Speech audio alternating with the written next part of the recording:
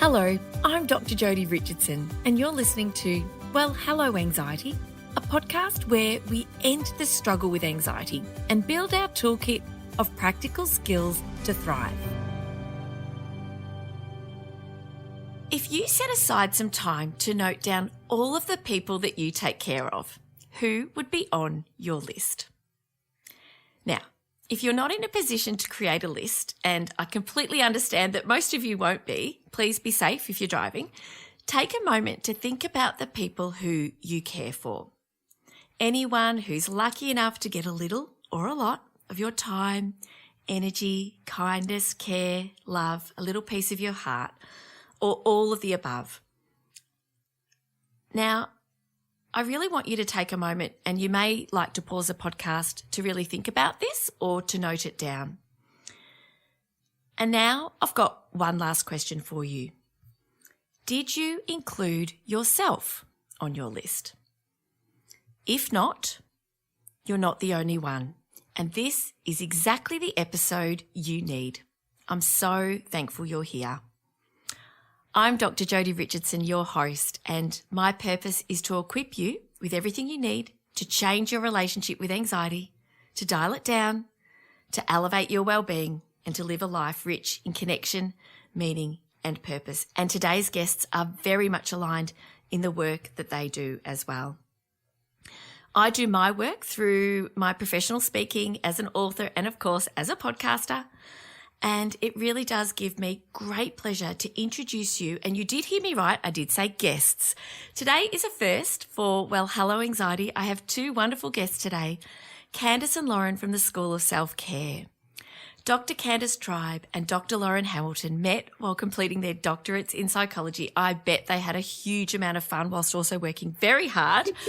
They became best friends and they founded the School of Self-Care to bring the science and skills of positive psychology and health psychology to all of us in a real and very human way. Candice and Lauren, a very warm welcome to Well, Hello Anxiety. Thank you. It's so nice to be here. Yeah, thank you so much for having us.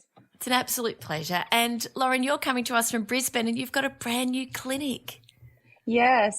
I'm just still in the process of setting up my new office space in Tenerife, a beautiful leafy suburb on the river in Brisbane. And yeah, so I'll be starting to see clients here in end of September, but I thought it'd be nice to come and record the podcast here today. Absolutely. Yeah, very exciting for you. So congratulations. And Candice, you are in my home city of Melbourne in Victoria. Welcome. Thank you for joining us. Thank you. Thank you so much. And honestly, I've been so looking forward, listeners, to talking with Candice and Lauren, because this is an area of our well-being, especially related to stress and anxiety, that I really know is going to make a difference for all of us, me included. And, you know, in light of the questions that I asked you as a listener at the beginning, and Candice and Lauren, obviously this is their area of expertise, I wondered, Candice and Lauren, if I could ask you, why do we spend so much more time looking after other people compared to how much time we spend looking after ourselves? Such a good question, Jodie. I just think, particularly as women, we're really socialized from a very young age to put other people's needs first and to not really honor our own needs, and particularly when that comes to our emotional needs. You know, I think it's something that a lot of people just don't learn how to kind of do that throughout their childhood and even in adulthood as well. And I just think it's so common that people, and particularly women, that I'm sure Candice experiences this as well with her clients, that they just almost have no idea how to take care of themselves. It almost feels completely foreign, but they're very good at taking care of other people. And I think the other thing that I hear a lot from clients, and that, to be honest, I struggle with myself, is that feeling of, once I get through my to-do list, then I can take some time out for myself. And when does that happen? When is our to-do list ever done? It's not. Never. So it's always this kind of conditional idea that, like, once I've done enough, then I can take care of myself, or then I can treat myself or reward myself, when actually taking care of ourselves can be just part of our normal human experience and doesn't have to be conditional on us achieving anything else or doing anything else. We just deserve it because we're human, and we know that other people deserve it. There's no kind of question about whether other people should be taken care of and even practice self-care themselves. We're very clear that that's okay. But when it comes to ourselves, then it can be, hard to give ourselves that permission. In line with what Lauren was saying, I think the other thing is that it actually, for a lot of people, it just feels harder to take care of ourselves than it does to take care of others. So as Lauren said earlier, we're conditioned, we're taught how to take care of others all the time, particularly as women. So it comes easier to us. And I think sometimes when we're trying to take care of ourselves, it's just not as easy when we're emotionally closer. It's always easy to come up with how to help others when you're helping others deal with their stress. But when it comes to your own stuff, it just feels so much harder. And often it's because we're more emotional or more emotionally invested. Not that we're not emotionally invested in other people, of course we are. But I think we're too close to it sometimes. And so it feels harder to know how to take care of ourselves in a really good way. We're more caught up in the emotion, and so it feels trickier. And that's where we're more likely to be harsher with ourselves as well. So our inner critic is more likely to kick in with ourselves. And I think that gets in the way of us taking care of ourselves as well. I think we just often think it's selfish. There's a real fear of being selfish in practicing self-care, that we kind of should put other people first. How do we practice self-care when there's 6 loads of washing to be done and lunches to be made or family to visit or whatever it is that is on our plate at the time? But I think a lot of people struggle with the worry that they're being selfish for taking care of themselves. One of the things that I think you've both raised is this idea that from a logical point of view, we can see that it's important. We share a lot of care with others. We support others in their self-care. We understand that we care for others and how important that is to give. And we know, don't we? We've seen online and talked a lot for a very long time about you can't pour from an empty cup and self-care isn't selfish. And these are ideas that are, I think, well known, but not embodied. I dare say everyone who's listening to this could do more to look after themselves. And so even though we've got this kind of idea that, yes, I know it's important, how can we help people today to go from, yes, I understand it's important, to actually taking action and really prioritizing it as part of just the routine, not just a one-off here and there, but part of the routine of life, I suppose? So there's a lot of talk, you're absolutely right, about self-care these days and making sure that we're filling our own cup. But I think when it comes to actually doing it, sometimes there's a block. And I think part of that is because a lot of the time when we think about self-care, it's often talked about in terms of pampering. So things like, massages and nails and facials and all of those things are absolutely lovely. And we think that people definitely should go and do those things. But I think for most of us at least, they're sometimes things, and they're things that require a lot of time. But they're also things that aren't really actually taking good care of your emotions in the way that something like practicing self-compassion does. So when it comes to taking action and building it in as a daily habit and something that we can be doing often while we're busy doing other things, which is life, self-compassion is something that we think is at the heart of self-care, and that once you get the hang of it as a practice, it can mean that you're taking really good care of yourself on a really regular basis. So it doesn't have to be the hour massage that you've scheduled for next week. It can be actually in this moment while I'm dropping my kids off to school, or while I've got 1 minute before I'm about to jump on a call that I'm really nervous about, or before I'm about to do this new thing. Once you know how to do it, you can be practicing doing it on a really regular basis in a really practical way, in a way that doesn't necessarily take up a lot of time, but has a big impact on our emotions. And that's what we think really good self-care is. Lauren, did you want to add to that? Well, just also that it's free. Yes. free is good. Like, I mean, massages and facials, like, they're lovely. And we're both big fans of massages when we can fit it in our schedules, but they cost money and not everyone has that privilege. And I think especially at the moment, there's a lot of people feeling a lot of financial pressure. So it's something that you can do anywhere, anytime, just with yourself. You don't need any other resources. You don't need a bath to have a bubble bath. Like, not everyone has a bath. Or if it's like my bath, it's covered in bath toys that by the time you move, it's like, what's the point in having a bath? So it's just so accessible. It's something that we can all benefit from, no matter what we're going through and what our life kind of brings in any day. Already you've talked about some of the misconceptions about self-care, and I think that taking time now together, so again, I thank you both for joining me for this conversation. It's so important. Just taking time even to listen to this podcast is caring for yourself, because it'll start to shift the way that you as a listener and all of us here on the call, because we're all a work in progress with these things. It's not a one and done. It's the same when you're managing your anxiety. I can't do this one magical thing that is going to relieve me of my stress and help me cope better. And like you were saying, Candice, that you could do a little self-compassion exercise in the car before coming on a difficult call. Or Lauren, like you were saying, that the cost can be prohibitive. And so I dare say, and I'd love to do a little vox pop every now and again where you take a microphone down the street and ask people to answer a question. And I dare say if the three of us did that in our suburbs, that we'd probably find that when we ask people about self-care, that the answer around self-care would probably come to the activities of self-care like you've just shared, without that recognition that really when caring for ourselves, the way we care for other people, our kids aren't going off for massages. My daughter's lucky if she gets a hair wash when she has a haircut. And so when we think about caring for others, we're doing all of this for other people. But when we think about caring for ourselves, we only really scrape the surface, don't we?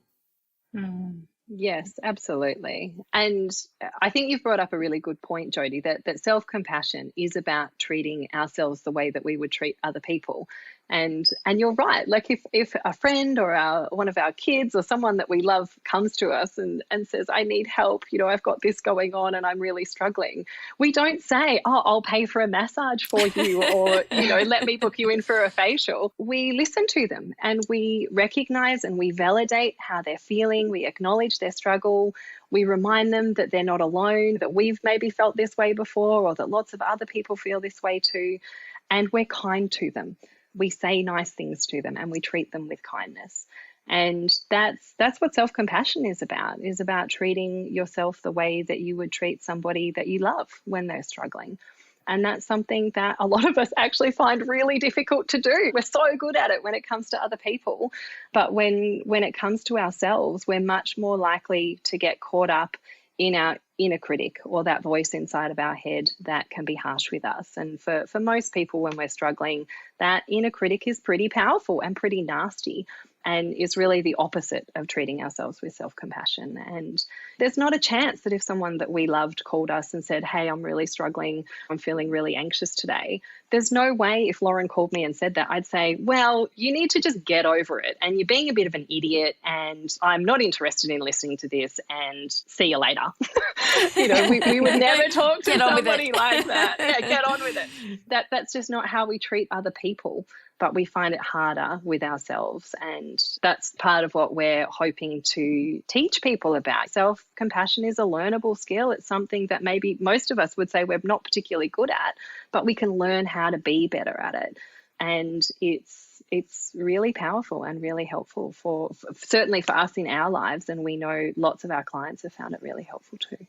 One of the things that I know for myself is when I learned about self-compassion, when I studied the science of happiness a long time ago, actually, and I started to learn about self-compassion and I practiced it, and I practice it quite regularly now. And look at me, I've got my hand on my heart just talking about it. Just naturally, my hand is just on my heart. And I can honestly speak from experience, and I know you do too, and perhaps Lauren, perhaps my next question to you after I've finished this kind of insight could be about if you could share with us a little bit about how to practice self-compassion. But I know the relief and it's like my shoulders drop when I practice self-compassion.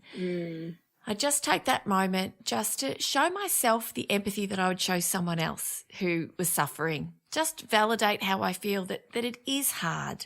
We're so quick to want to just feel better, aren't we? But the key really is to take a moment to notice how we feel, isn't it? And to acknowledge it, that sometimes life is tough. Life is really difficult, especially when we're parents. Oh my goodness. So thank you, Candice, for talking. And I want to come back to you, Candice, because I want to talk about the inner critic. But perhaps, Lauren, if you could start by talking to us a little bit more about self-compassion and just an example of a self-compassion practice that listeners might be able to start to bring into their own lives regularly. What you said about kind of just feeling your shoulders sort of relax, I think just to sort of understand what's going on there for a minute, I'm sure that probably in previous episodes you've talked about the fight-flight response and, the stress response or the threat response, and that's part of what our body does when we feel worried about something or we're facing a really tricky situation. Our body prepares to deal with that challenge. And so all of these things happen to get our body ready for taking action. And one of those things is that our muscles tense and we get ready to kind of run away or fight. That's often what's happening. When we practice self-compassion, it actually activates an alternative system in our nervous system that we call the soothe response. And so the soothe response helps to calm down that stress response. And a big part of that is the oxytocin, which a lot of people know of as the kind of cuddle hormone. It's technically not quite a hormone, but that's okay. It's a neuropeptide in our body that helps us to deal with stress and helps us to deal with the difficult times in life. And so what you're feeling when you feel your shoulders sort of relax and that you can take a deep breath and you're feeling more kind of present in your body and ready to think through what's going on, that is your soothe system. And self-compassion is an excellent tool for activating the soothe system. It can also be activated when we receive compassion from other people. But again, life is busy. We can't always get to the person we need to. So having the ability to provide ourselves with that soothing nervous system response is such a powerful tool to have in our kit. Thank you for taking time to share the science, because sometimes it's not enough just to know how to do it. Understanding why, understanding the power that those few moments, and it needn't take long, can have for ourselves. And also knowing that when we are caring for others, which we all seem to do so much more easily, that when we can take care of ourselves, we're in a better position to care for others as well. So I really appreciate you sharing that and taking that time, but I will let you continue. Yeah, I'm definitely the science and research geek out of the two of us. She is, can concur. Yeah. I love it because the why really helps me.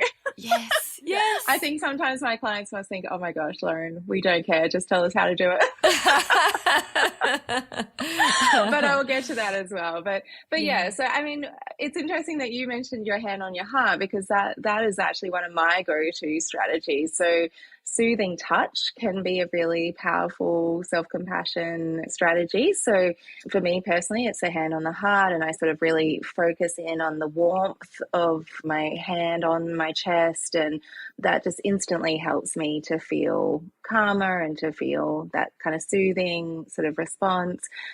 I have clients, though, that like other kinds of self-soothing touches. So some people like to kind of rub their arm, like maybe up on the top of their arm, or they might stroke one hand with another hand, or they give themselves a hug, or it can be any kind of soothing touch that feels good for you. It might be a hand on your tummy and noticing your breath going in and out. It can be anything. Some people like to hold their hand. So yeah, anything that feels kind of soothing for you. Putting your hand on your chest it's kind of, or on your heart, it's something that you can sort of get away with in most social situations. It's not something that probably feels as out there as maybe giving yourself a hug while you're at a cocktail party or something. But so I think that it's just so easy easy to implement because you can do it in most situations. But if I'm in a situation where I don't feel like I can do it, then I just even imagine my hand on my heart, and I can imagine the warmth of my hand.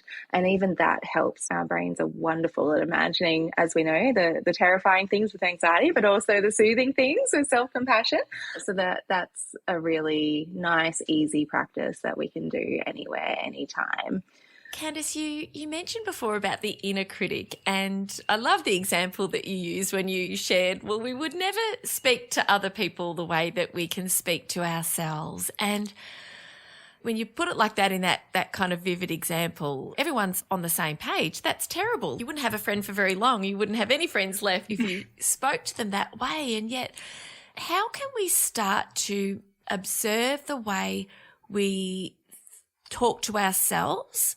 So I guess it's 2 steps, isn't it? First of all, recognizing how are we speaking to ourselves, and what can we do to start to make some change? Obviously, in our time together today, we can plant some seeds and share some practical ideas. When it comes to this inner critic, how can we first recognize that it's happening, and what's something that we can do to start to make change there? That's a really great question. And we all struggle with our inner critic at times. And unfortunately, for most of us, our inner critic is more likely to be harsher and louder at times when we're struggling. And that's a really normal human experience. And so a big part of treating ourselves with more kindness is starting to recognize when that inner critic is getting really harsh. So part of it is about just becoming more mindful. So noticing when we're not feeling okay, whether that's that we're feeling anxious or stressed or sad or whatever it is that's going on, actually taking a moment to notice, okay, what's going on inside of my head? How am I speaking to myself right now? And for a lot of us, that will be pretty harsh, speaking to ourselves in ways that we would certainly not speak to our friends or family or people that we love, because you're right, we'd end up with no friends and family around us if we spoke to others the way that we speak to ourselves in our head. What do we do when we notice that we're being really hard to ourselves inside of our heads? So there's something called the self-compassionate moment, which was a tool created by Kristin Neff, who's the leading researcher in self-compassion. And she created this tool, and there are 3 steps or 3 components. And the 3 components actually came out of her research as being the most important parts of self-compassion. So the first step is really just recognizing and acknowledging that you're struggling. And for a lot of people, part of that will be noticing that they're maybe not being very nice to themselves inside of their heads. But being able to stop and just say, okay, this is hard. What I'm going through right now is difficult. The second step is to remind yourself of shared humanity, which just means remembering that you're human, and whatever you're going through, this is a human experience. You will not be alone in experiencing this. Lots of other people will either be feeling this exact same way right now, or will have felt it in the past, or will feel it in the future. The third and final step is to say or do something kind for yourself in the same way that you would do for a friend who is having the same struggle. So I can give you an example. So my 3-year-old son, Spencer, is going through a phase where he really does not like being dropped off at childcare. Oh. And I have to work and he has to, that means he has to, we call it his work. So he has to go to work too. And once he's there, he loves it. But it's really tricky dropping him off right now because he gets really upset. And it's distressing for me as a parent to, like, the longer I stay, basically, the longer he's upset. So it's important that I just leave, even though he's still upset. And that makes me feel really anxious and upset. And I worry, and I sometimes notice that I'm being critical of myself in my head, should I have left? Like, should I have stayed longer? I should be doing this differently. All the other kids were fine. Like, why is he upset? What am I doing wrong? Yes. So, yeah, getting harsh with myself and worrying about him. So using the self-compassion moment would look something like me just taking a minute and saying to myself, okay, this is really hard. My baby is upset, and that's really hard for me to see as a parent. So firstly, acknowledging what's happening. This is a really common human experience. So I know lots of parents will have gone through this, will be going through this right now, probably at this very moment with me. I'm not alone in this experience or in feeling this way. And then the third step, I can be gentle with myself about this. I'm doing the best I can, and it's important for me that I work, and it's important that he goes to childcare, even if that's hard sometimes for both of us. And I can call someone for moral support if I want to chat with somebody. And it's not that going through those 3 steps or taking the time to do that self-compassionate practice, it's not going to make all the feelings go away. You know, I'm probably still going to feel a bit worried and a bit sad. But by treating ourselves with kindness, hopefully we might feel a little bit more okay after doing that. And we won't add to the problem in the same way that continuing to be critical of ourselves would. We're already struggling with something, and then our inner critic jumps in and actually makes the whole struggle worse. So then we're dealing with the original source of anxiety or whatever it is we're feeling, and then we're dealing with the nasty, harsh inner critic on top of that. So yeah, practicing self-compassion hopefully dulls down or replaces some of the stuff that nasty inner critic might say to us otherwise. What would you say to people listening who can recognise in themselves that when things don't feel good, because life is so hard at times. It's interesting, just this morning, somebody said, how are things with the family? And I took a moment to really appreciate that my ducks are kind of in the same pond at the moment. I mean, they're rarely in the same pond, let alone in a row. I sort of gave up on that a long time ago. But just, you know, when you sort of recognise somebody says and you check and you go, oh, actually, there's no great sources of stress for me right now. But I know that that'll change. I know that life's very much up and down, that things come and they go, and that challenges are very much a part of being human. What would you say to people who are listening who are thinking, oh, but it feels too hard. If I pay attention to it, is it going to make it worse? Aren't I better off just kind of pretending it's not happening, distracting myself and just getting on with it and just kind of sweeping it under the carpet? So I think the first thing to kind of ask yourself is like, is that working? You know, probably not.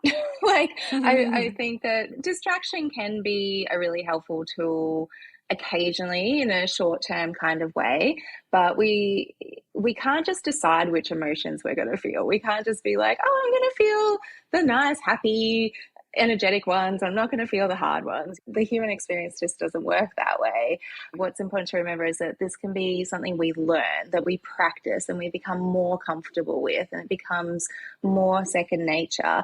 But in the early stages, it might feel quite scary to take that moment to say, whoa, I'm feeling really worried right now. I'm feeling really anxious, or I'm feeling really overwhelmed, or I feel really sad or lonely, or whatever's going on for us. That can feel confronting when you're not used to it. So I think slow breaths always go a long way, just breathing as you're taking that moment. And I also think that it's okay to start with the easy stuff. Like, it's okay to start with, how do you talk to yourself when you forget the milk at the grocery store? Or how do you yesterday I realized in my new office that the sideboard I'd bought off Marketplace, that I thought I'd measured it all and I thought it was all going to fit fine, and then I realized, nope, it is not going to fit. Oh. And my immediate response was, you idiot. Why didn't you measure better? You know, that inner critic just jumped straight in. But I was so much quicker at being able to say, whoa, okay, hang on. Be kind to yourself. It's just a mistake. Everyone makes mistakes. You'll figure this out. It's okay. You can get a different sideboard off Marketplace. And I was able to kind of just stop that inner critic in its tracks. And so maybe starting with the easier examples of the difficult times when that inner critic is still kind of rearing its ugly head at you about kind of the small day-to-day things. If you can start to build some confidence with that, and then you can work up to the emotions that feel harder and scarier and kind of stickier. Thank you for that. I really appreciate it. When it comes to self-care, what are some key things that you would really love listeners to think about? Yep, great question. So we want people to think about what they need in general when it comes to self-care. And that might sometimes be things like massages and getting their nails done and getting their hair done and all those lovely things. But really, we want people to be thinking more about the ways that they're thinking and the way that they're treating themselves on a more regular basis. Really good self-care that's rooted in self-compassion, it actually doesn't always feel good or Very feel good. like what you want to be doing in the moment, right? So I know, for example, that when I'm really struggling and feeling overwhelmed, my tendency can be to withdraw a little.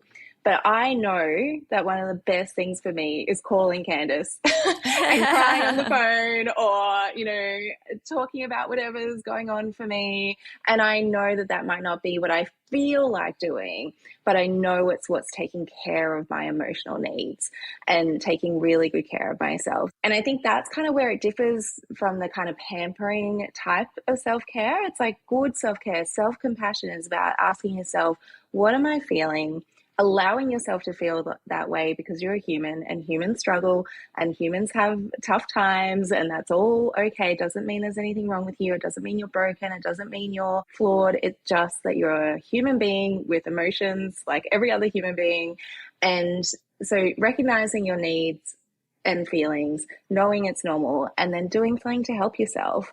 And that might be calling your bestie and being honest about how you feel. It might be getting outside for a lap around the block. It might be getting your journal out, even though you really don't feel like it, and jotting down kind of what's coming up for you. It might be saying no to an event that you just need some downtime. Like, there's no kind of one right answer. It's that intuition that comes from trying to tune into your needs and honor them, honor your feelings, and then sort of practicing and seeing like, oh, does this help? Does this make me feel cared for? Does this help me feel like I'm being my own best friend and taking the same sort of care for me as I am for other people? Remembering that it's not a fix-it tool. Self-compassion is not going to take the hard stuff away, but it can help you to feel cared for in that moment. And the analogy I often use with clients of that is, if you had a friend in hospital and you might go and visit them and take them flowers, or just sit with them and talk, or take them a crossword puzzle or something. You're not expecting to like fix their gallbladder or whatever's wrong with them. You're just there with them in that hard moment, being real, letting them know you love them, letting them know you're there and that you care. And then that helps them to feel a little better, even if their gallbladder still isn't fixed or whatever it is. Yeah. And so, you know, I think that's really what we want to think about, is how do I show myself kindness? And sometimes a good cue for that is, how would I show kindness to someone else if they were feeling this emotion or they were struggling with this situation? Oh, thank you. I think that's a really beautiful summary, and I know that people are going to go away from this episode just with a really different mindset and a really different view. And like anything, it takes practice, and it's about taking some of the ideas that Candice and Lauren have shared and trying them on, and maybe even popping a little something around that might remind you just to check in with yourself even, and show yourself a little bit more kindness on a daily basis. And so I thank you both for the wonderful work that you do. It's so important. And I know that there are some really fantastic ways that listeners can continue to learn from both of you and your incredible collective wisdom. Candice, could you start by telling us a little bit about the School of Self-Care? You've got Self-Care September coming up, and this is 2023. And also, how can our listeners connect with the School of Self-Care and both you and Lauren as well? Sure. So Lauren and I both work in private practice, and as you said, we met during uni. So we've known each other for a little while now. It was a while since we've been to uni. And we talked about wanting to do a workshop or something together for ages, and particularly something around self-compassion. And then during lockdown, we thought it might be really important for people to learn about something like self-compassion at such a difficult time, particularly when we didn't have lots of our normal coping strategies available to us. So at that stage, we developed the School of Self-Care together, and then we developed Self-Care September, which is, I think this is the fourth year this year that we've been running it. So it's a month-long course with different daily bite-sized activities each day, so that people can try lots of different ways of practicing self-compassion and self-care. And some of them are more mindfulness-based exercises, because because we know, as we were saying earlier, that we need to be able to notice what we're actually feeling and what's actually happening before we know to practice self-compassion. And some of the exercises are more directly related to self-compassion itself. And we've tried to keep it bite-sized because we know that people are really busy and there's lots of different activities because there's no one size fits all. So we want people to be able to try lots of little different things. And then it's our hope that there'll be a few of them that through trial and error that work really well for them and that they'll continue long after Self-Care September's finished.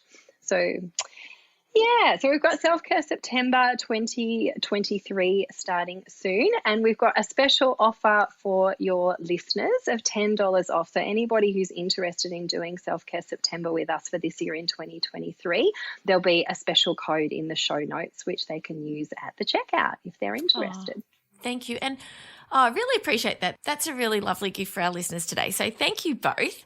And I'll put that in the show notes. And you can find the show notes on your podcast platform or go to my podcast in Acast and you'll find those notes there as well. And so the School of Self-Care, what's the website and is that the best way for people to link through to your social media handles and the like as well? Yes, yeah. So if you go to our website, so it's theschoolofselfcare.com, and yeah, you can link to our socials and then link through to Self-Care September on there if you want to know more. Fantastic. And so if listeners would love to connect with you to check in to see whether or not you've got availability on your books for new clients, Lauren, how could they connect with you to talk about perhaps working with you in Brisbane? And Lauren, do you work remotely as well? Yes, I do. Yep. So I offer video and phone and face-to-face sessions. Soon the face-to-face sessions will be in Tenerife. So people can contact me through my website. So it's Dr. Lauren Hamilton.com. I'm a credentialed eating disorder clinician as well as a registered psychologist. So I do work with a lot of people who have anxiety or distress around their relationship to their bodies or food or exercise or all of those things. So yeah, that's a particular area of interest of mine as well, although I do see people with general stress and anxiety. And Candice, can you tell us please how any listeners who are interested in potentially working with you in your practice can get in contact with you too? Yeah, so I am actually working exclusively from home at the moment, so offering video or telephone. I've got little people at home. My son's about to turn 1 soon, so working from home is perfect. And the best way to contact with me is through North Ringwood Medical Centre, so I'll give you the details so that you can pop them in the show notes. And I work actually predominantly with people with anxiety, so that's a big Wonderful interest of mine. I love working with people with anxiety. So yes, I've got availability at the moment, so certainly happy for new referrals. Thank you both for sharing your availability and for your contact details. It's really appreciated, and I know our listeners will be very grateful. So I want to say a huge thank you to you both for joining me, and I've had a lot of fun. It's been really lovely having you both here and you both sharing your insights and wisdom, and I know it's going to make a really big difference for our listeners. So thank you again for your time today. Thanks so much for having us. Yeah, thank you so much, Jodie. It's been so lovely being here with you, and it's very exciting. This is our first podcast and we've loved it. Oh, so pleased. I hope that you would say that. And a huge thank you to you for joining us today. I really hope and predict that today's episode has really shifted something for you and helped you to think about caring for yourself through a very different lens with some practical strategies and also a whole different perspective than perhaps you started with when you joined us today. So thanks again for listening, and I look forward to being back with you again next week. Okay, bye. Thank you so much for joining me for this week's episode. If you enjoyed it, please subscribe and leave a review. To keep the conversation going, I'd love you to join me over on Instagram. You'll find me at Dr. Jodie Richardson. Also, if you'd like a copy of my free 5-day mini email course, Calm Your Anxious Brain, then jump over to my website, drjodirichardson.com, and you can sign up down the bottom. I've really enjoyed having your company. Thanks so much. See you next time.